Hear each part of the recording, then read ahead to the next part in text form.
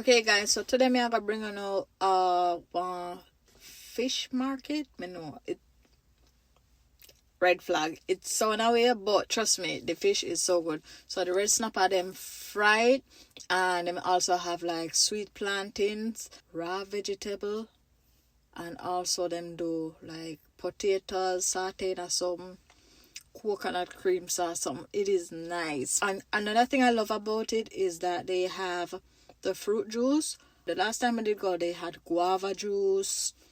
Sometimes they have soursop juice. Sometimes they have beets, like beetroot. I don't know what kind of juice they might have this time, but normally it is so good, so refreshing, so delicious. The fish market that is beside of it, they sell snapper, mullet, octopus, oysters, clams, just about everything. And no, me I gonna give you the tour at that while we are waiting for food and everything. But yeah, it's gonna be a great day.